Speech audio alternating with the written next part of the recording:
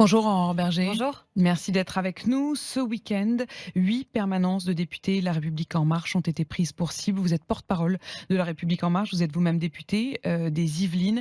À Perpignan, la permanence du député Romain Gros a été littéralement saccagée et il était à l'intérieur. C'est le retour de la violence des Gilets jaunes? Je ne sais pas si c'est la violence des gilets jaunes. Je sais qu'en tout cas, il y a une violence dans notre société qui est inacceptable et que celle-ci vise en particulier ceux qui peuvent représenter le pouvoir. Ça peut être des journalistes qui ont été attaqués, on le sait, dans un certain nombre de manifestations et empêchés de faire leur travail, ou en tout cas, on a tenté de les empêcher de faire leur travail. Et c'est la même chose sur les parlementaires. On a vécu des mois qui ont été très compliqués, avec un mouvement, je ne sais pas si on peut encore le qualifier de mouvement social, en tout cas un mouvement qui a été de plus en plus violent, de plus en plus radical et radicalisé dans ses méthodes. Et moi, j'ai vu un certain nombre de mes collègues subir des attaques d'une gravité inouïe. Quand vous avez quelqu'un qui tire devant votre domicile à balles réelles, quand vous avez votre voiture personnelle qui est brûlée juste en bas de votre domicile, quand vous avez des gens qui tambourinent à votre porte de domicile privé, puis que c'est un samedi après-midi, donc vous êtes avec vos enfants, et que ce sont vos enfants qui assistent à ça et qui sont petits et qui du coup ont peur. Tout ça, tout ce climat-là, on cherche à générer un sentiment de peur parmi les parlementaires pour probablement qu'on change nos votes, qu'on change nos décisions. Et tout ça, c'est extrêmement dangereux pour la démocratie. Vous dites on cherche qui? Enfin, en l'occurrence, à chaque fois, c'est ces individus-là qui étaient concernés. On a vu des gens se revendiquer du mouvement des Gilets jaunes. Après, on sait très bien que c'est difficile de caractériser ce mouvement, tant il a eu des porte-paroles revendiqués et souvent désavoués. On a eu des difficultés d'ailleurs à avoir des gens avec lesquels il était capable de négocier, de travailler, d'avancer. En tout cas, on a des individus qui sont extrêmement violents.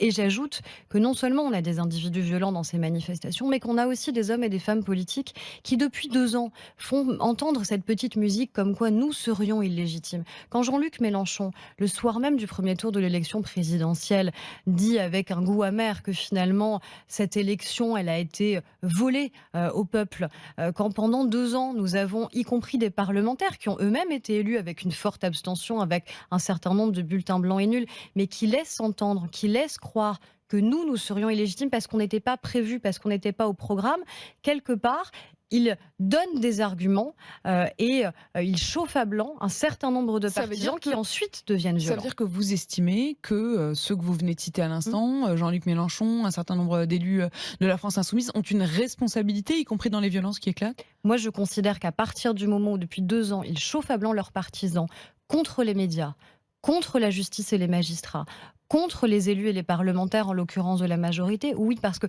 quelle démocratie on veut? Est-ce qu'on veut une démocratie où les journalistes ont peur de faire un travail d'enquête ou de se rendre dans des manifestations, où des parlementaires ont peur de voter en toute conscience un certain nombre de textes, où des magistrats ont peur de rendre leurs décisions?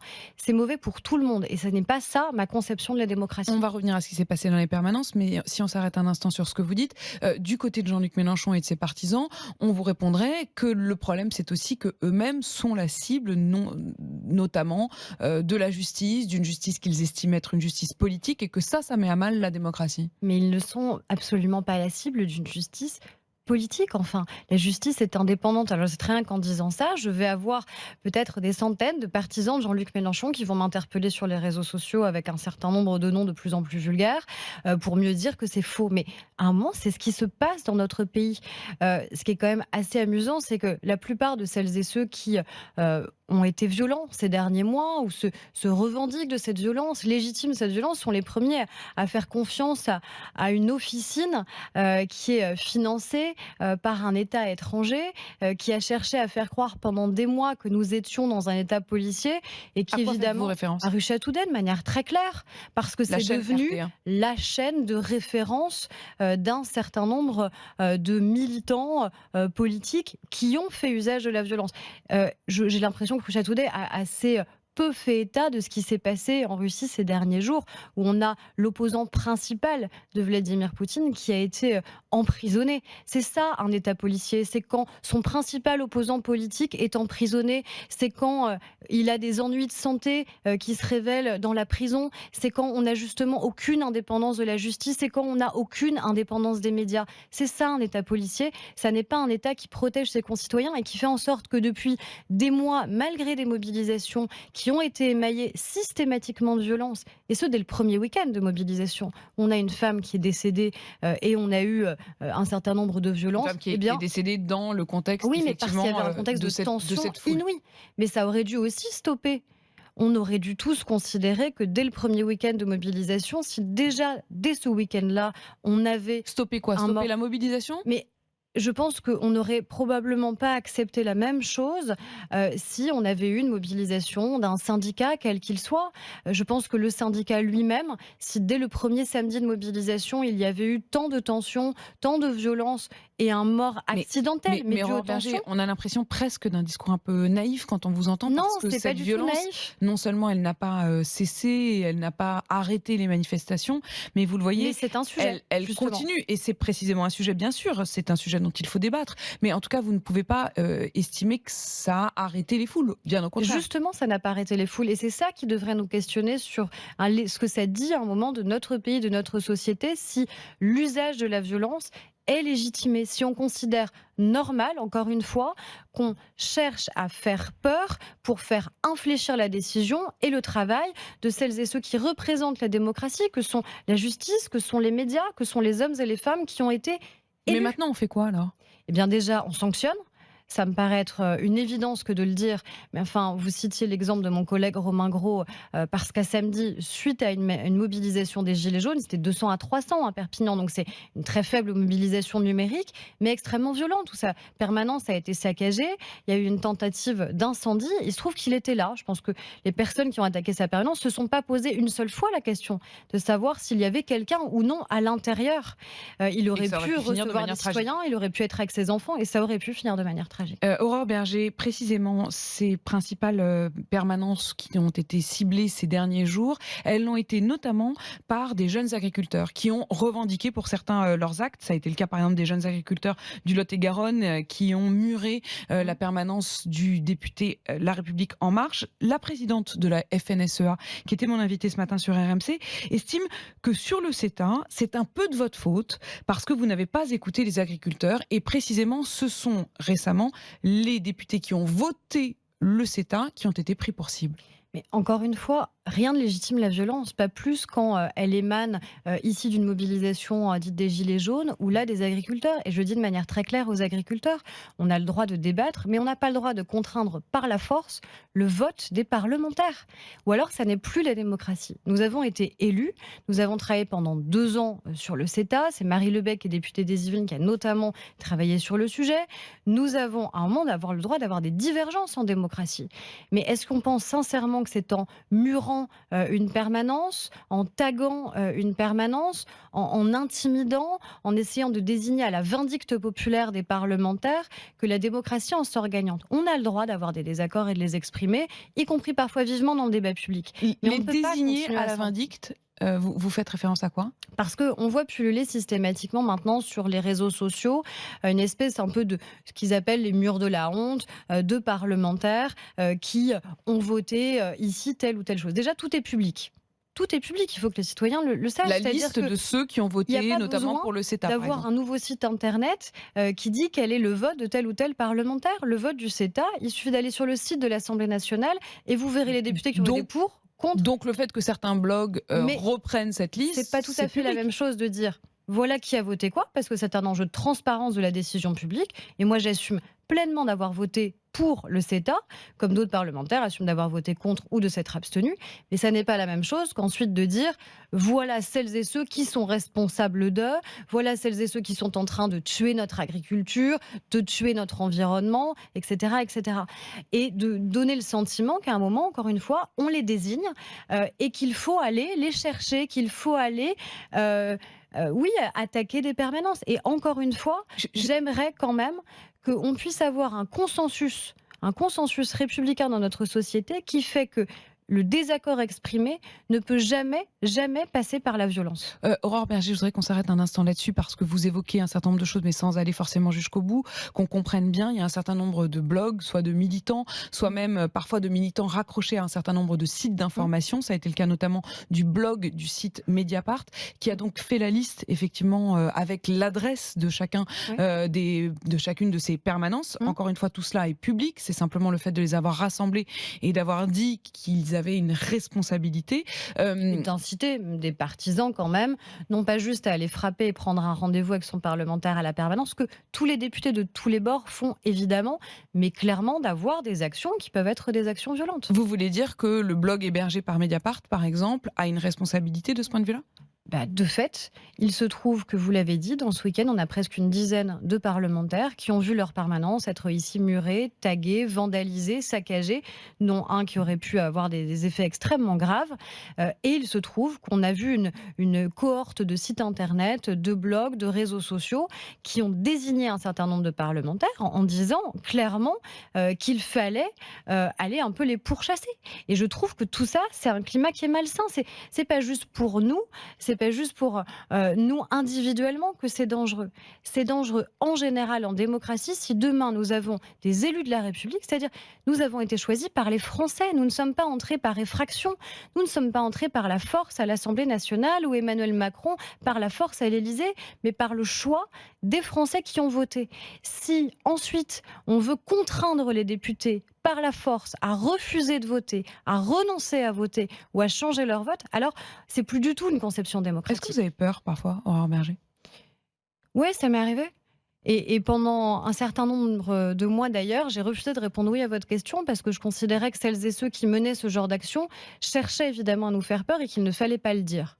Donc Il vous ne aviez fallait peur, mais pas vous ne le dire, disiez pas? c'est ça, qu'il fallait pas dire qu'on pouvait avoir peur. Mais vous savez, c'est pas anodin quand vous avez un jour le préfet qui vous appelle et qui dit votre domicile privé, on est obligé de le mettre sous protection parce que on a un certain nombre de raisons de penser qu'il pourrait faire l'objet d'attaques. Votre domicile privé, personnel.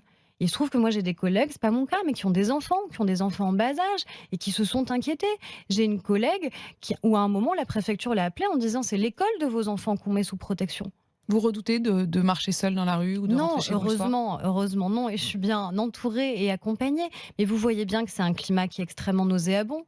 Et je sais très bien qu'en le disant, après, on va encore une fois se prendre une cohorte sur des réseaux sociaux qui charrient tout et n'importe quoi. euh, et qui vont dire, voyez, ils cherchent à être pleins, etc. C'est pas mon sujet. Je cherche pas à être plein. Moi, j'ai fait un choix. J'ai fait un choix d'engagement. J'ai fait un choix d'exposition publique. Je suis ce matin sur votre antenne et donc je fais le choix de m'exposer et de dire ce que je pense. Donc, on a le droit de me critiquer, de critiquer celles et ceux qui m'ont élu, de faire en sorte que dans 3 ans, je ne sois pas réélue si je me représente. Mais on n'a pas le droit en République, en démocratie, de chercher à me faire peur et à faire changer mon vote ou mes décisions par la peur. Aurore Berger, quand on écoute, notamment les auditeurs d'RMC, ce matin, ils parlaient encore de la façon dont ils redoutaient la rentrée, une rentrée sociale, la réforme des retraites notamment. Est-ce que, vous craignez, un automne difficile? C'est très difficile de répondre et de dire ce qui peut se passer cet automne. Je sais qu'il y a un certain nombre de mobilisations syndicales qui vont exister, avec des journées de mobilisation syndicale qui sont, à dire, assez traditionnelles même à la rentrée.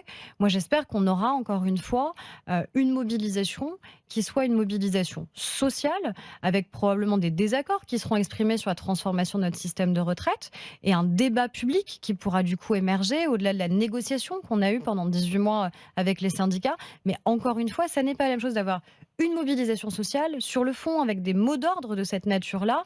Et on le voit bien, des mobilisations qui n'ont plus du tout d'ailleurs de mots d'ordre de nature Et sociale. puis il y a cette, nouvelle épée de Damoclès, on nous parle de 3 milliards d'euros, recherchés par le gouvernement pour boucler le budget. Vous allez les trouver où?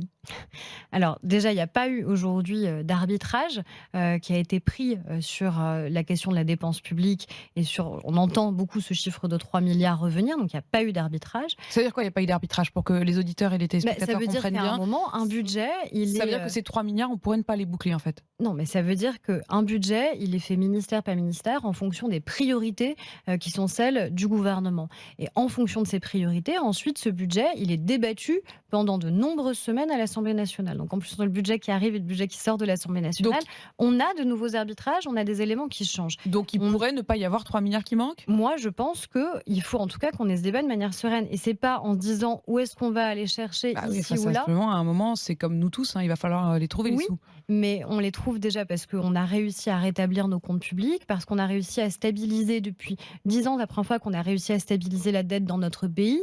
Donc c'est celle qui va quand même peser sur nos enfants demain, parce qu'on a réussi à stabiliser la dépense publique et c'est une bonne chose d'arriver à le faire.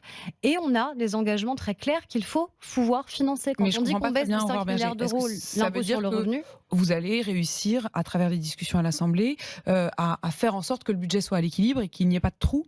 Mais c'est évidemment l'objectif que nous devons avoir Mais et vous je allez souhaite devoir, qu'on le tienne. s'il y a Je plus souhaite de qu'on le dépenses tienne. que de recettes, vous allez devoir Non mais trouver de nouvelles recettes, on est bien d'accord? alors, déjà, il y a une chose très claire, c'est qu'on a dit qu'on n'augmenterait évidemment pas la taxation sur les ménages. On la baisse même, puisqu'on baisse de 5 milliards d'euros l'impôt sur le Donc revenu. vous allez augmenter la dette? Et on continue d'ailleurs à baisser aussi la taxe d'habitation, qui est un engagement très clair au moment de la présidentielle. Donc on tient nos engagements pour baisser l'imposition des ménages.